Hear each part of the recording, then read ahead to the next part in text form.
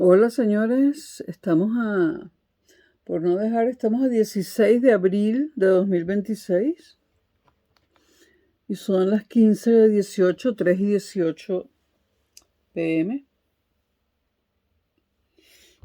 Qué rápido ya va. Sí. Y este creo que es el cuarto video de la serie Integración Europea, ¿no? Bueno, vamos a hablar en este cuarto video del arranque de los procesos de integración. Vamos a mencionar, no todo, sino vamos a mencionar dos declaraciones, eventos, ¿no?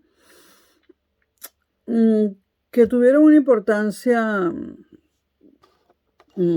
por decirlo así, mayor, ¿no? Mayor que otros. Uno es el manifiesto de Coudenhove-Kalergi. ¿Recuerdan de los videos anteriores? El Conde.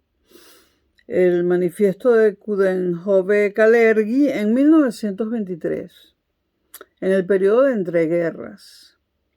Porque recuerden que la integración, se siguió pensando en integración en serio, digamos, vista desde un punto de vista contemporáneo. Se empezó a pensar en la segunda mitad del siglo XIX, ¿no?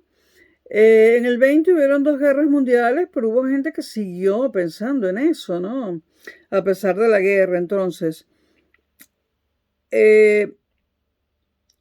la primera iniciativa europeística que se puede relacionar con lo que hoy en día tenemos en la Unión Europea le corresponde al conde Coudenhove-Kalergi. El conde Kalergi, lo voy a llamar así, Kalergi, que me es más fácil de pronunciar.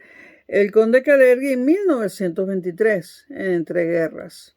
Ya lo mencionamos en los videos anteriores, ¿no? Pues fue la iniciativa europeísta más importante del periodo de entreguerras.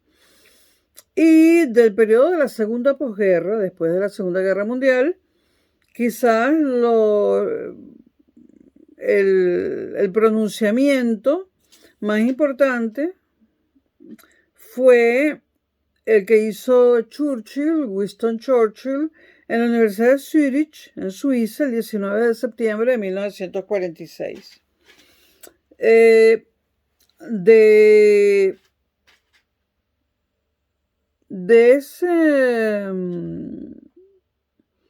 ese manifiesto que él leyó, o de esa conferencia que él dio, voy a resaltar algunas frases. Estamos hablando de Churchill, estamos hablando del Reino Unido, habla de reconstruir la familia europea. Habla de dotarla de una estructura que le permita vivir y crecer en paz. Otra vez la palabra paz, que está a lo largo de todo el proceso de integración, ¿no? Una estructura que le permite vivir y crecer en paz, en seguridad y en libertad. Y luego habla de que el primer paso debe ser una asociación entre Francia y Alemania, ¿no?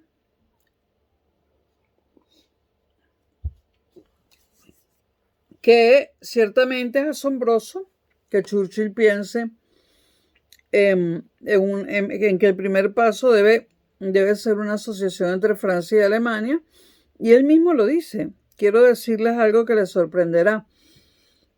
Dada la historia, ¿no?, reciente, estamos hablando de 1946, dada la historia reciente en las 2 guerras mundiales y antes también, entre Francia y Alemania, pensar en que el primer paso del acuerdo pueda salir de una relación entre esos 2 países que se han masacrado puede resultar sorprendente, ¿no?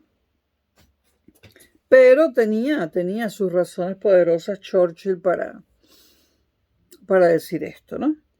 Luego, el europeísmo tuvo 2 grandes líneas. Afortunadamente triunfó triunfó, entre comillas, la línea que yo quería, ¿no? Aunque yo en esa época aún no había nacido, ¿no? El europeísmo, yo siempre digo que nací 15 años después de terminada la Segunda Guerra Mundial, es decir, en 1960, y nací en el Caribe, nada menos que en Venezuela, en Caracas, porque mi padre se había exiliado, ¿no? Pero yo siempre tuve una añoranza de esa Europa en la que no nací. Obviamente la visitamos muchas veces cuando yo era pequeña, sin mi padre. O sea, evidentemente él no quería pisar España. Y bueno, la primera vez que yo vine a España fue en barco. En barco, señores, en 1964. Yo tenía 3 años. En barco de ida y de vuelta, ¿no? Tengo algunos flash de ese viaje que me pareció terrible, inacabable, ¿no? Y bueno, volvamos. A mí siempre me recuerda unas palabras de un poeta cubano que he olvidado el nombre, porque bueno, yo también soy una exiliada. Mi propósito no era seguir los pasos de mis padres. Mi propósito nunca fue emigrar, ni mucho menos exiliarme, ¿no? La vida da vueltas, la vida da vueltas. Y en mi caso, y perdónenme lo personal, es una vuelta amarga. Es una vuelta amarga porque mi madre falleció en Venezuela, no quiso seguirme, yo tuve que huir en 2005 y yo tuve que huir con un pasaporte falso, por cierto, lo guardo de recuerdo. En Barajas no se dieron cuenta, entré con un pasaporte falso que se le veía por todos lados que era falso y en Barajas no se dieron cuenta. Sin embargo, yo fui a la Policía Nacional, al módulo que está en Barajas, y les dije, he tenido que escapar, hablé con la Embajada Española en Venezuela, no me ayudó, gobernaba Zapatero. La embajada hizo lo imposible por joderme. No es nada en contra de Zapatero ni es personal, solamente es un hecho. Embajada y consulado hicieron lo imposible por joderme. No renovaron mi pasaporte español. Así que tuve que huir con un pasaporte venezolano falso. Comprado a un militar, ¿a quién más? Y en dólares, por supuesto, y en efectivo. Ahora yo me dirigí enseguida a la Policía Nacional, que tiene creo que es la Nacional, sí que tiene un tarantín ahí en Barajas. No entré por la T4, todavía no existía. Y les dije, la Embajada Española está al tanto de que yo intentaré llegar a España. No me quisieron, le dije, por roces personales no se me renovó el pasaporte y he venido con este pasaporte. Me dice, con el pasaporte venezolano. Y yo, pero mírelo bien. Dice, bueno, es bastante tercermundista. Y yo, pues tercermundista y falso. Bueno, el caso es que yo enseguida me reporté, ¿no?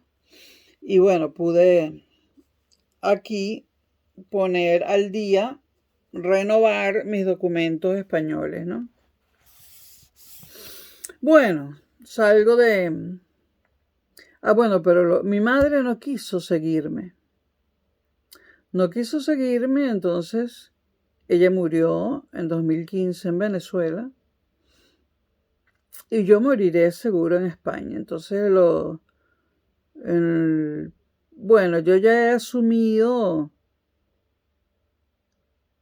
esa cosa, ¿no? Tan terrible de que ella muera en mi país y yo moriré seguramente en el de ella, ¿no? En Venezuela lo dudo mucho. Pero, bueno, todo se puede superar en esta vida, ¿no? Todo. Ahora, y otra vez personal, Me alegro de no haber tomado el atajo del suicidio. Me alegro de estar viva. Seguimos. El europeísmo, y estamos hablando de recién finalizada la Segunda Guerra Mundial, ¿no? El europeísmo se debatía entre dos grandes líneas. Una línea que era funcionalista y que también podemos llamar unionista o comunitaria, y una línea que podemos llamar federalista o institucionalista, que fue la que triunfó, la que se impuso a pesar de todos los pesares y a pesar del Reino Unido, ¿no? Que previsiblemente se fue. Aunque de eso habría que comentar muchas cosas al detalle. Bueno, la línea funcionalista, unionista, comunitaria, era partidaria de una estrategia de concertación de los diferentes países, pero por áreas. Área económica, área esto, área lo otro, ¿no? Para desarrollar políticas específicas. Pero no quería ceder soberanía. Quería que la cesión de soberanía fuese mínima. De allí sale posteriormente el Consejo Europeo del Carbón y el Acero, ¿no? La Comunidad Europea del Carbón y el Acero, ¿no? Siguió la línea funcionalista, ¿no? Esa institución. Luego ya ella y las otras dos fundidas en lo que hoy en día es la Unión Europea. Bueno, esa institución siguió la línea funcionalista. Había un asunto con el carbón y el acero y fue la primera unión que se hizo entre tres países, pero no hemos llegado allí.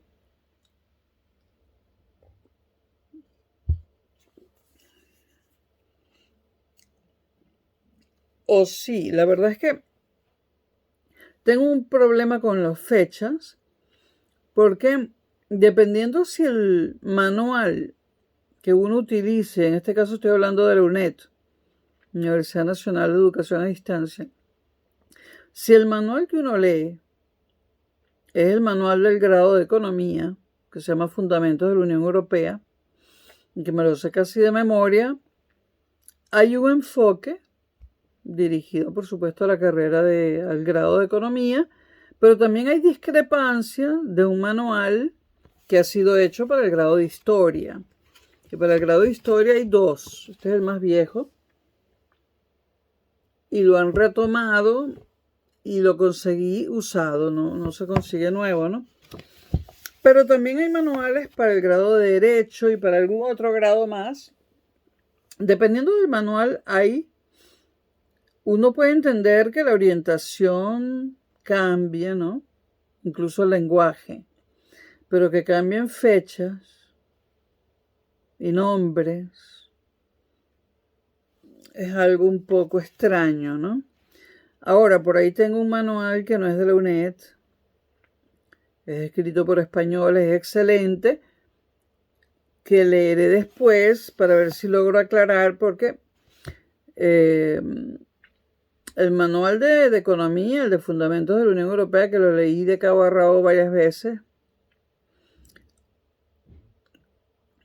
difieren muchas cosas de este. Entonces, por eso digo, la SECA vino después, o sea, la Unión Europea para el Carbón y el Acero, y ahora digo un momento, ¿no? Porque es que hay discrepancia de fechas en manuales de distintos grados e incluso seguramente en ediciones distintas de un mismo manual de un mismo grado, ¿no? Bueno, cierro paréntesis de esta cosa que a veces pasa con los manuales de la UNED. Es una crítica constructiva. Bueno, entonces, la línea funcionalista, ¿no? Vamos a llamarla con un solo nombre, funcionalista. No quería ceder soberanía y... Bueno. Luego está la línea federalista o institucionalista, ¿no? Que lo que quería era una federación de pueblos europeos gobernada por instituciones supranacionales. era mucho más ambiciosa. Es lo que tenemos, pero no se ha cumplido la última etapa. Y era una vía, la federalista o institucionalista, que obligaba a ceder mucha soberanía. Entonces ahora voy a comentar una cosa del otro manual que lo tengo en la cabeza porque lo tengo en la cabeza. Y en el otro manual, mucho más amplio que este,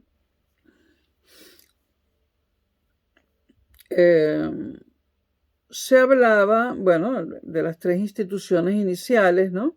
La SECA, la Comunidad Económica Europea, y la cuestión atómica, el Euratom, o como se llame. Luego las tres fundidas en lo que es la Unión Europea. Pero la Unión Europea, si lo vemos desde el punto de vista del manual del grado de economía, porque no quiero decir desde el punto de vista de la economía, porque tampoco me parece exacto decirlo así. La Unión Europea, primero, o sea, había varios pasos y se quería eso, o sea, una cuestión supranacional, una federación de pueblos europeos. No somos una federación.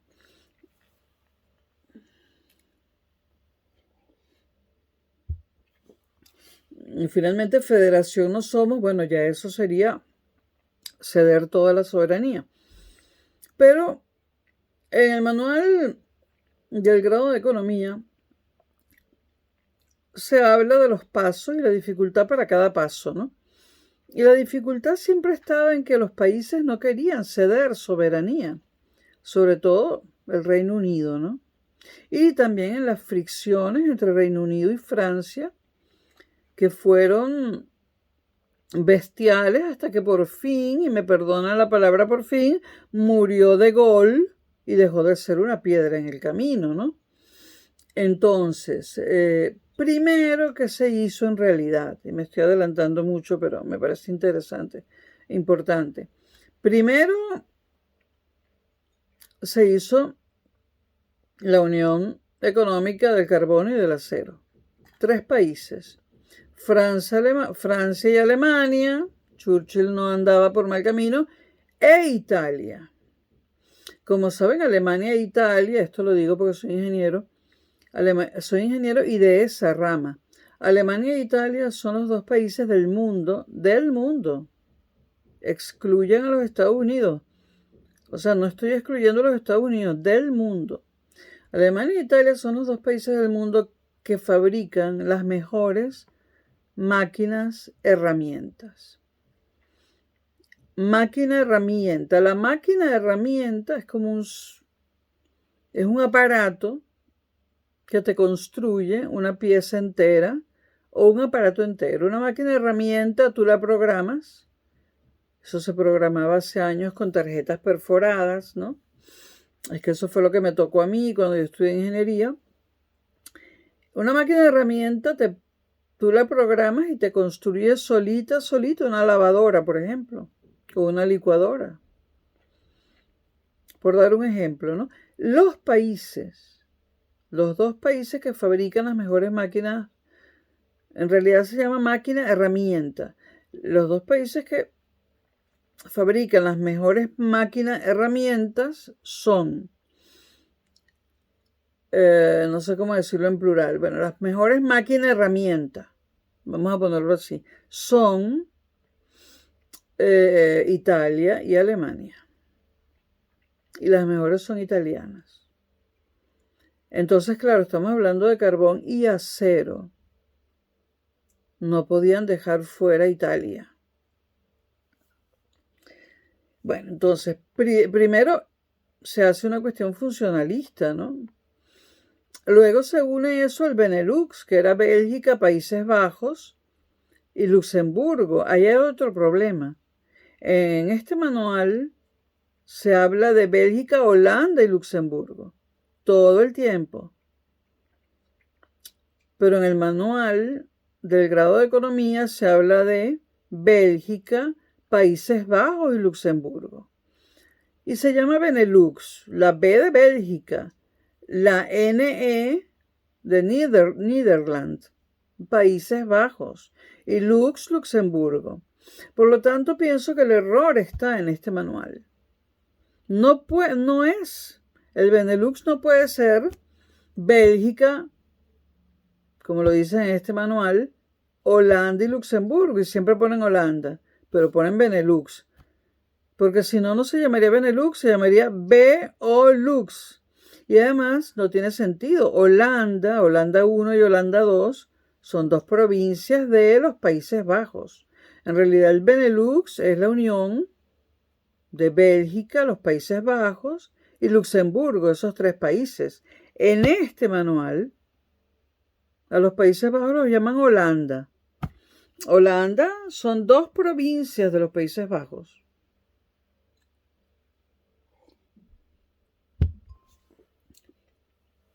Pero los Países Bajos tienen más de dos provincias, ¿no? Otra vez de nuevo nos tropezamos con errores en estos manuales que no son baratos. Y deberían ser un poquito más. O sea, el error del Benelux es un error, por Dios. Es como si te equivocas sumando 2 más 2. Bueno, entonces, Alemania, Francia y Bélgica. Perdón, Alemania, Francia e Italia, que habían formado la Unión del Acero y el Carbón, se unen al Benelux, Bélgica, Países Bajos y Luxemburgo. Y ya van 7, ¿no? Esos son los 7 primeros países de lo que sería la Unión Europea. Ahora, costó un mundo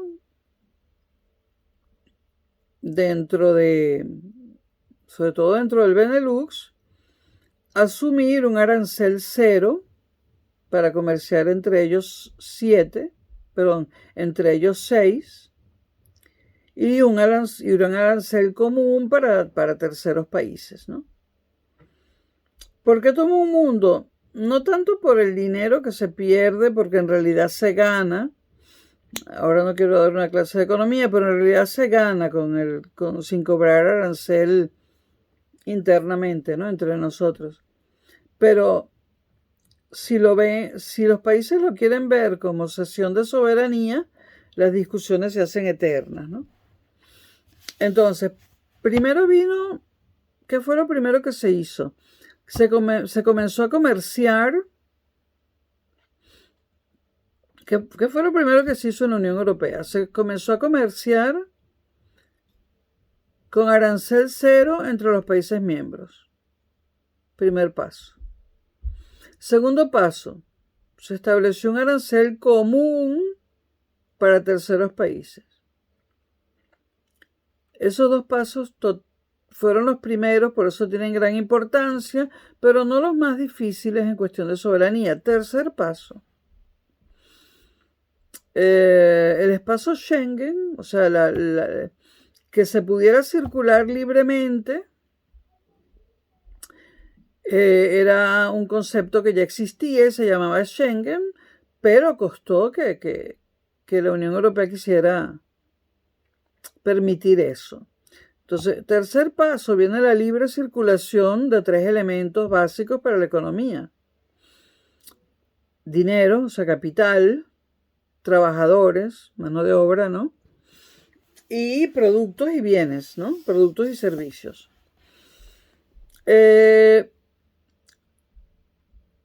Y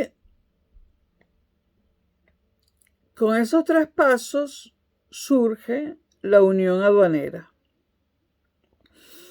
que fue el primer gran logro. La unión aduanera fue el primer gran logro, un logro gigantesco.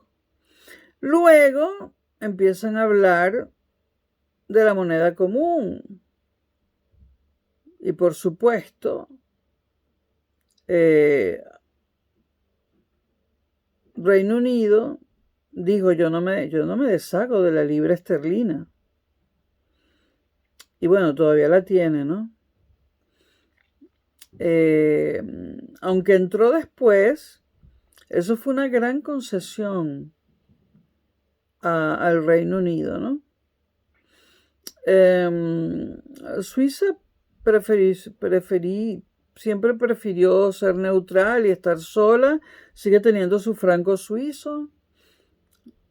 Las pocas veces que paso por ahí y me tomo un café en alguna cafetería pues, de carretera, me doy cuenta que el valor del franco suizo es casi igualito al del euro, ¿no? Un poquito mayor o un poquito menor, ahora no recuerdo.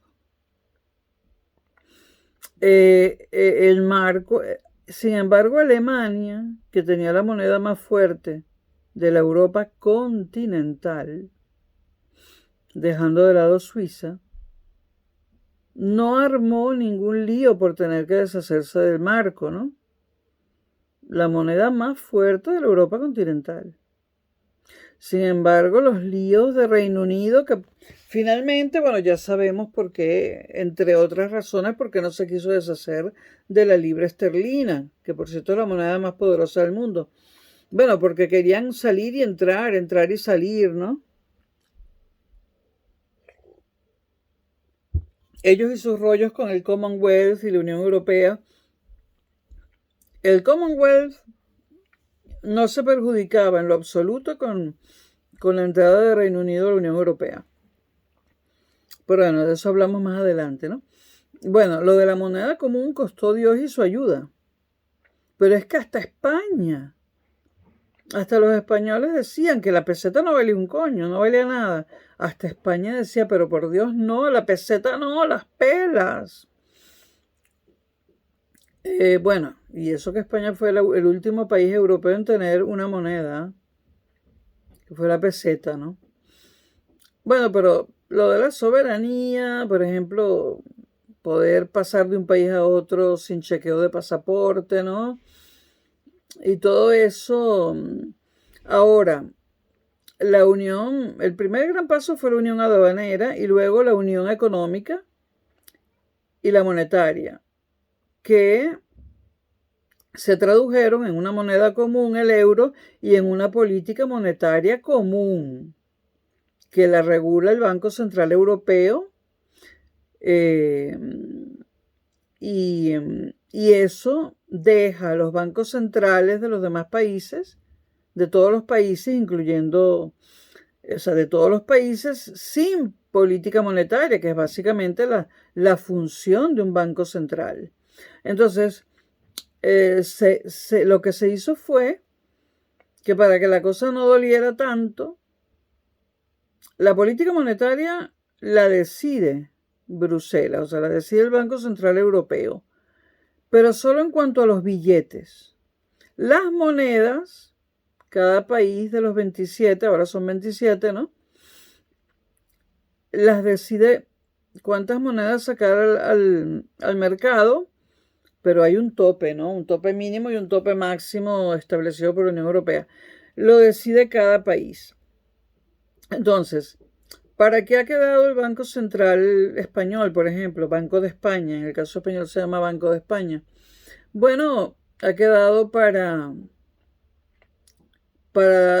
decirle a la Casa de la Moneda que tiene que imprimir euros con la cara de Felipe II, de Felipe VI, el que respeta mucho el derecho internacional. Él respeta mucho el derecho internacional.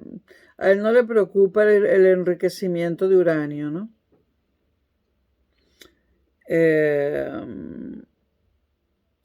Bueno, el Banco Europeo, el Banco de España, por ejemplo, que es el Banco Central Español, ya no hace política monetaria, su función es decirle a la Casa de la Moneda, imprímeme tantos euros, en moneda, claro. Ahora, ¿cuál es la proporción billete-moneda? Bueno, las monedas van entre un 3 y un 5% del total de euros en circulación. Entre un 3 y un 5% del total de euros en circulación. ¿Para qué más ha quedado, por ejemplo? Yo no sé qué han hecho los otros bancos centrales de los otros países europeos, si los han cerrado con llave o no. ¿Para qué otra cosa ha quedado el Banco Central Español, o sea, Banco de España? Bueno, en el Banco de España se dan máster y especializaciones muy interesantes. O sea, que ha quedado también como un centro de estudios, ¿no? Un amigo mío hizo un posgrado en finanzas muy interesante en el Banco de España. ¿Para qué más ha quedado el Banco de España? El Banco de España hace estudios que están a disposición de todo el mundo en Internet y que son muy interesantes, y también es un gran generador de estadísticas. Es decir, que se reconvirtió en una institución muy útil.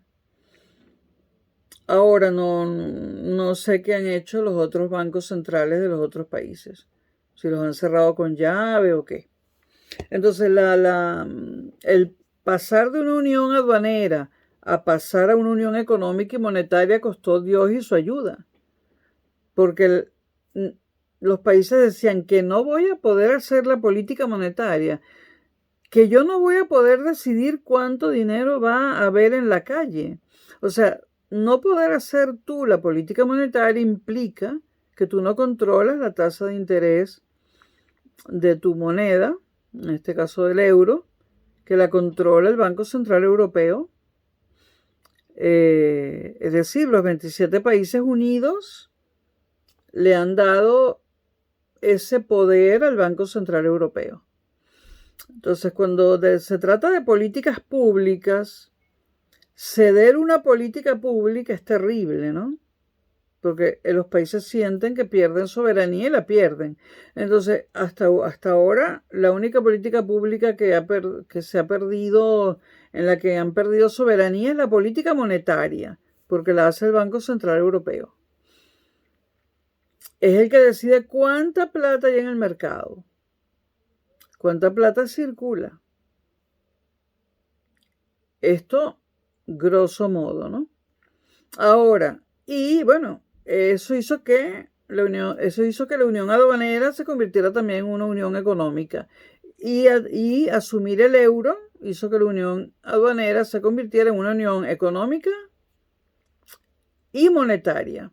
Pero hay dos pasos que todavía están. Hay dos pasos. Hay dos pasos en el diseño de la Unión Europea que no se han podido concretar y que llevarían a la unión política, y la unión política lo tendría todo, tendría la unión económica, la monetaria y la unión aduanera, ¿no?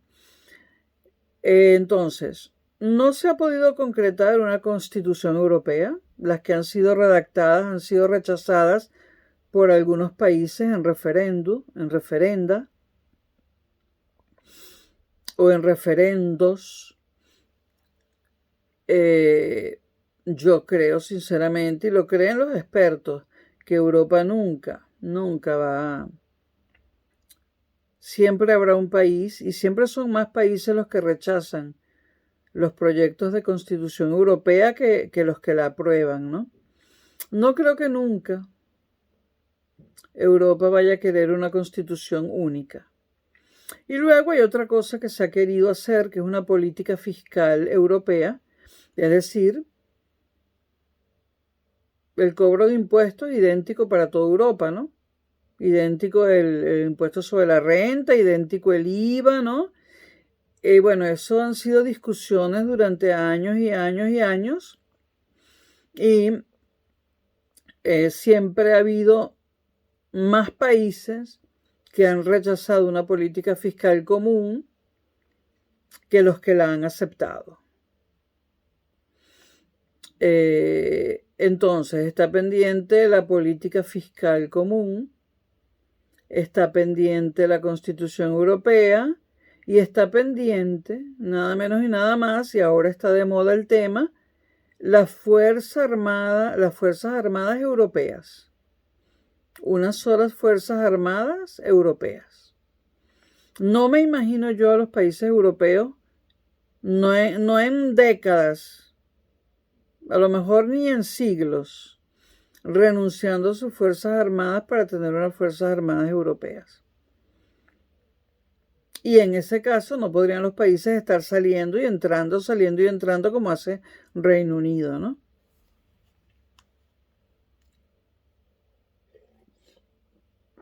Por lo tanto, está pendiente la unión política, pero se está trabajando en ello.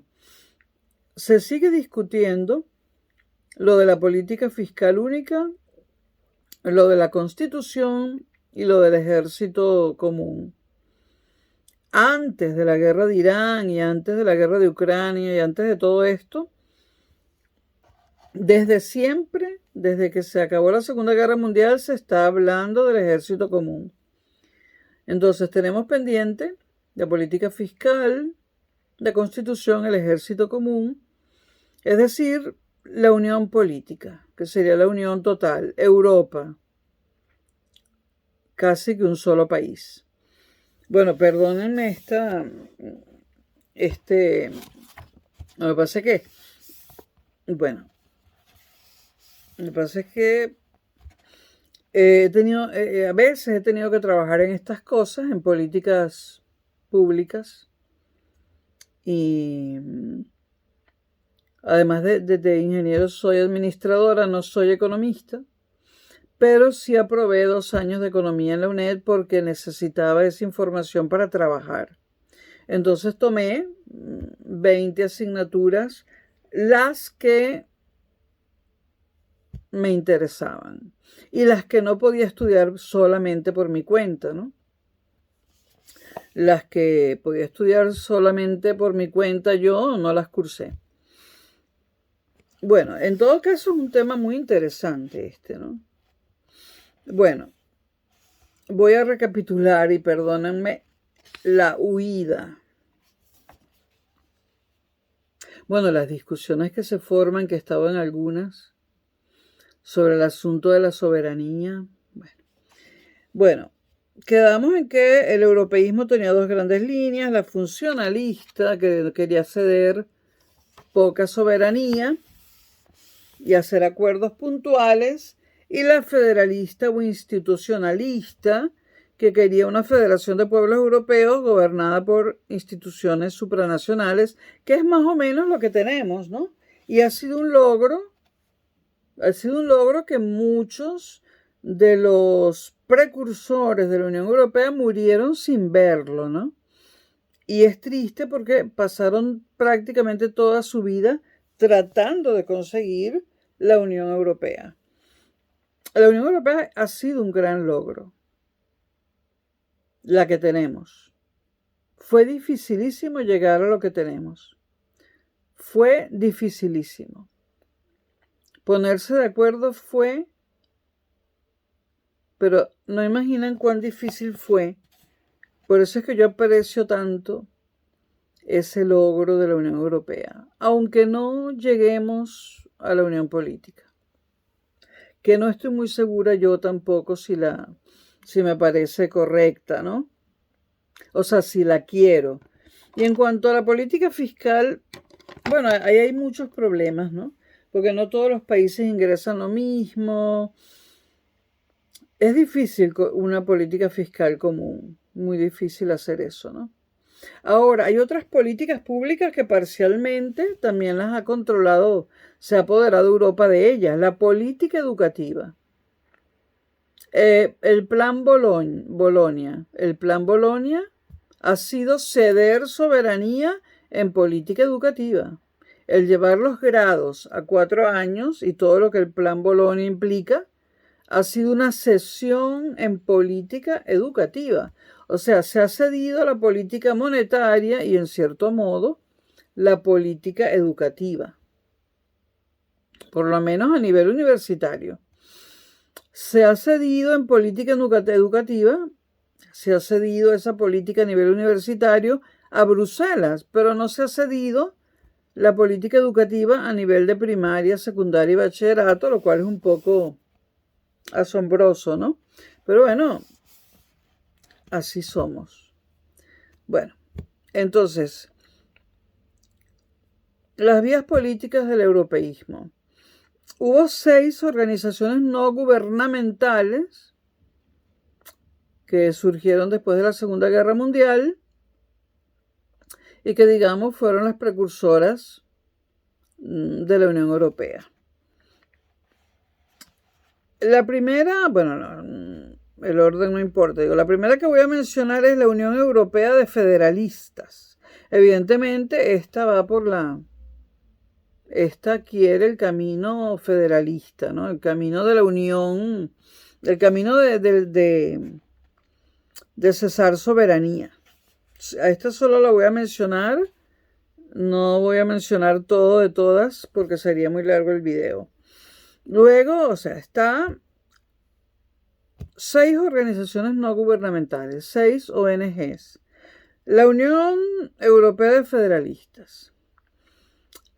La número 2, el Movimiento para la Europa Unida, que se aglutinó en torno a Winston Churchill.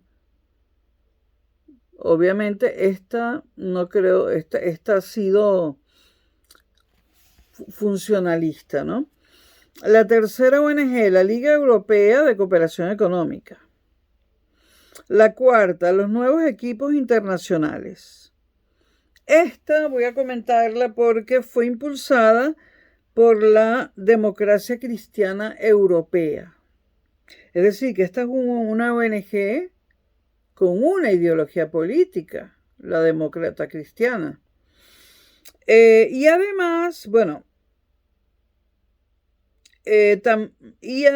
no solamente era cristiana, estaba basada no en todo el cristianismo, sino en el catolicismo político europeo, esta ONG. Y tenía varias figuras importantes, 2 de las cuales hay que mencionarlas porque son claves en la fundación de la Unión Europea, como son Robert Schuman, que ya lo hemos mencionado en otros videos, y Konrad Adenauer. Konrad Adenauer, un hombre excepcional. Bueno, primero una figura excepcional en todo lo que hizo, ¿no? Y un nombre importantísimo al hablar de la Unión Europea, Konrad Adenauer. Esta ONG actuó como una internacional demócrata cristiana, que creo que es lo que hoy en día es, o no sé, pero creo que que se integró a lo que hoy en día es el Partido Político Europeo, el PP Europeo, el Partido Popular Europeo. Creo que se integró en eso. O sea que de ONG se convirtió en un partido político a nivel europeo. Ahora, en cuanto a los partidos políticos, la Unión Europea mantuvo ambas cosas, ¿no? Otra disgregación de mi parte. En cuanto a los partidos políticos, la Unión Europea, cada país tiene los suyos, pero también están los partidos políticos europeos. Bueno, pero estábamos hablando de este partido, de esta ONG, con el nombre tan raro de los nuevos equipos internacionales, que en realidad representaba únicamente a la democracia cristiana europea, y aunque ellos decían cristiana, básicamente representaba el catolicismo. Ya mencioné a Robert Schuman, a Konrad Adenauer u otros personajes allí, pero voy a mencionar a los más importantes, ¿no? Y luego se comportó como una verdadera internacional demócrata cristiana, es decir, como la Internacional Socialista y como la Internacional Comunista, también llamada Comiterm, ¿no? Y en 1965 se convirtió en la Unión Europea de Demócratas Cristianos. Después veremos qué pasa con ella. Llevamos 4, ¿no? Sí. La quinta, el Movimiento Socialista por los Estados Unidos de Europa. Bueno, esta fue impulsada por socialdemócratas y laboristas.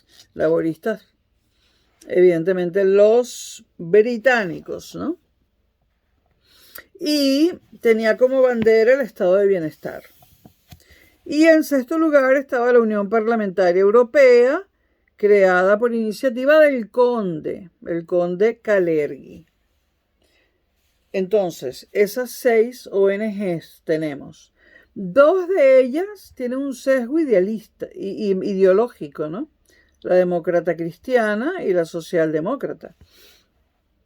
Ahora vamos a hablar del Congreso de la Haya, ¿no?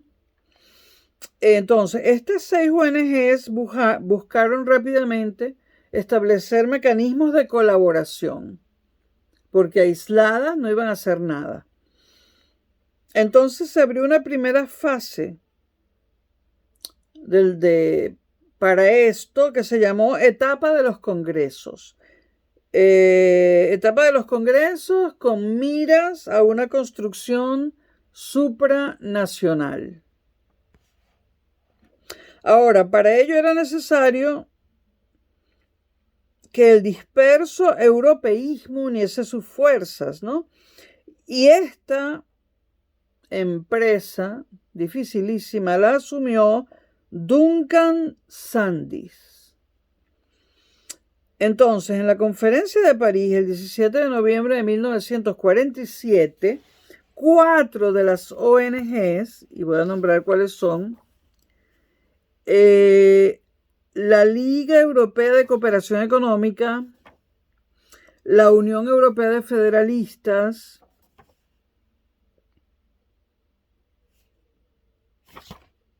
la Unión Parlamentaria Europea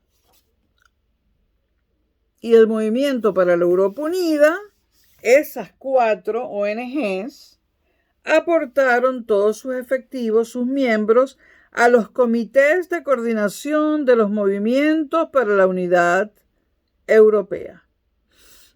Hay 2 ONG que quedaron fuera por razones obvias. Una buscaba una Europa totalmente demócrata cristiana y la otra buscaba una Europa totalmente socialdemócrata. Tenían un signo ideológico y entonces si tienes un signo ideológico no te puedes agrupar en algo que abarque a toda una comunidad, ¿no? Porque habrá de todo en Europa, ¿no?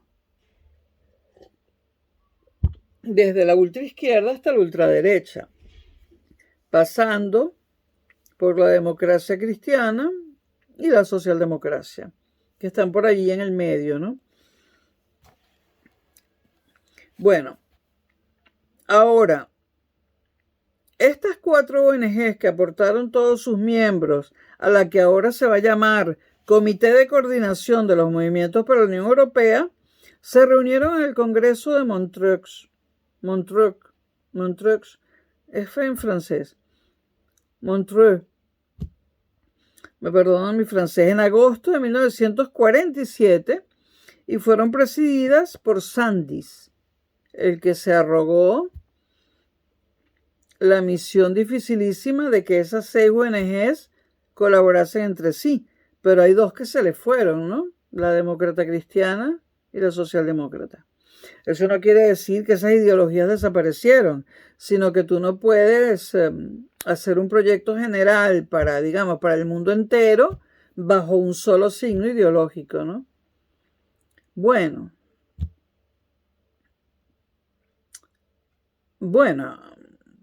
hoy en día, desde hace ya tiempo se trata de tener lo que llaman una mentalidad única, una ideología única, ¿no?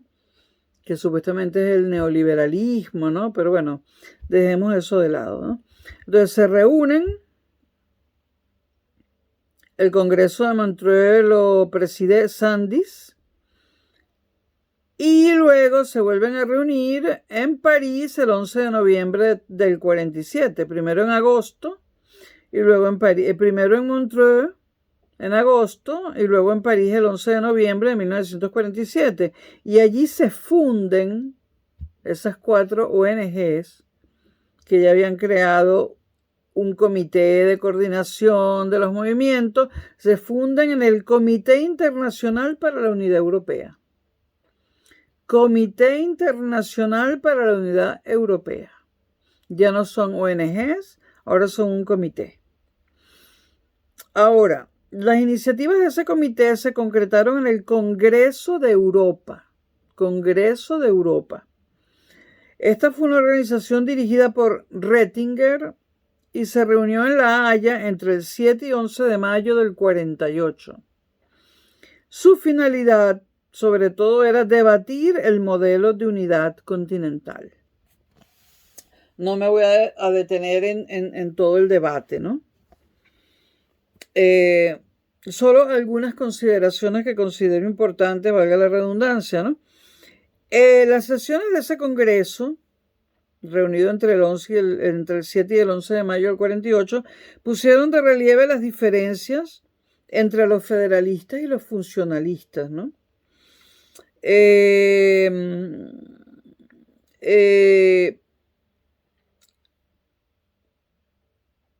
Los federalistas pretendían acometer una marcada cesión de soberanía, ¿no?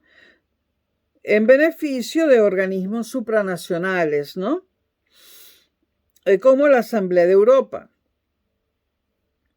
que ellos querían una Asamblea de Europa que elaborara una constitución europea, ¿no? A partir de la cual se organizaría una federación, ¿no? Tipo la actual Federación Rusa o tipo lo que son los Estados Unidos de América, ¿no? Que son una federación. La segunda, la funcionalista, con Churchill a la cabeza, defendía en una primera fase una mera estructura de coordinación funcional entre los gobiernos europeos, que asumiera un papel activo en la lucha por la democracia, los derechos humanos, el libre mercado y los valores europeístas, pero que no se perdiera autonomía.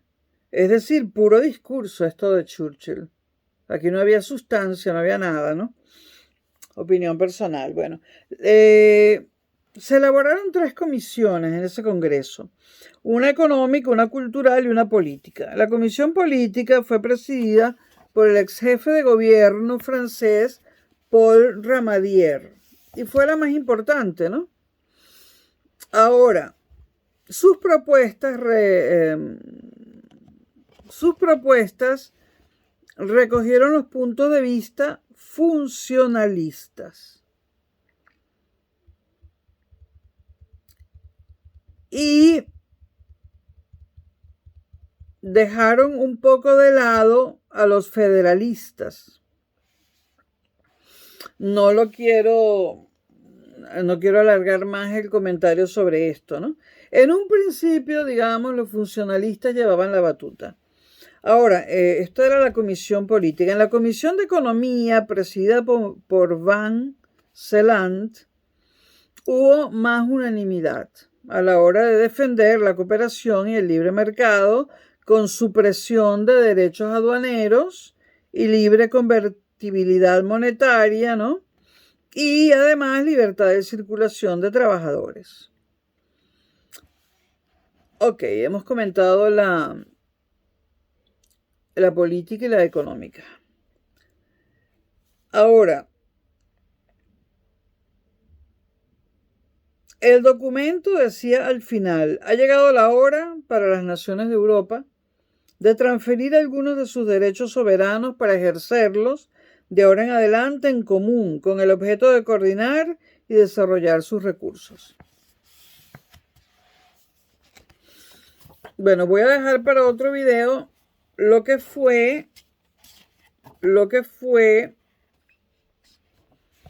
el Consejo de Europa. O sea, todos los pasos para fundar el Consejo de Europa.